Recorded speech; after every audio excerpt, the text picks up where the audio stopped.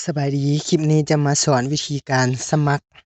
นำใช้แอป NV โชคดีเนาะเพื่อซื้อหวย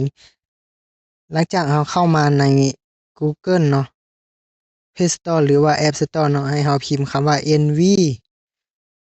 เนาะแล้วมันจะขึ้นมาหน้านี้แล้วเราคลิกเข้าไป หลังจากนั้นให้เรากดติดตั้ง แต่ว่าเรากดติดตั้งแล้วเนาะสำหรับผู้ใดที่ติดตั้งแล้วสามารถกดเปิดได้เลย แล้วหลังจากนั้นมาหน้านี้เนาะให้เรามาสมัครสมาชิกเนาะสำหรับการสมัครสมาชิกแม่นให้เรามากดที่เข้าสู่ระบบ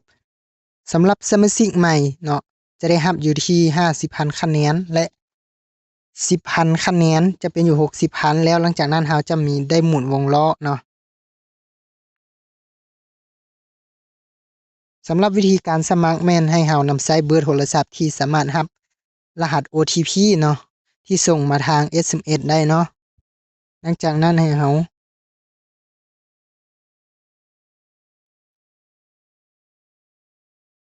โอเคค่อยใส่เบอร์โทรหรือ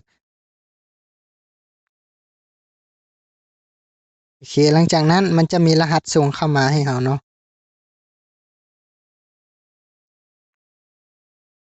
จากนั้นกดยืนยันโอเคถือว่าการสมัครสำเร็จเนาะโอเคมันจะขึ้นมาแบบนี้เนาะสำหรับผู้ที่สมาชิกใหม่จะได้อยู่ที่ 50,000 คะแนนแล้วคะแนนของเราสามารถใช้ได้ไปเฮ็ดหยังสามารถใช้ไว้ไปซื้อเลขเนาะได้เลยสามารถใช้แทนเงินสดเนาะและมันจะมีวงล้อเสียงโชคนะสำหรับสมาชิกใหม่ที่สมัครเข้ามาเนาะให้เรามากดที่วงล้อเสียงโชคโอเคมันจะมีกติกาอยู่เนาะท่านมีสิทธิ์ในการหมุนวงล้อเสียงโชค1ครั้งท่านจะได้รับคะแนนจากการหมุนวงล้อและถ้าคะแนนของท่านหลายกว่า 50,000 คะแนนท่านสามารถถอนเป็นคะแนน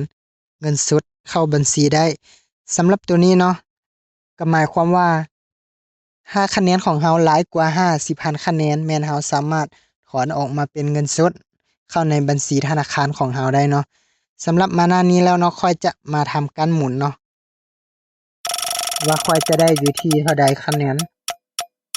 โอเคได้พันกีบ หรือว่าพันคะแนนเนาะสำหรับวิธีการสมัครก็ง่ายๆแบบนี้เลยเนาะแล้วอย่าลืมสำหรับสมาชิกใหม่ที่สมัครเข้ามาแล้วให้มากรอกรหัสแนะนำเนาะสำหรับผู้ใดที่ใส่รหัสแนะนำที่ค่อย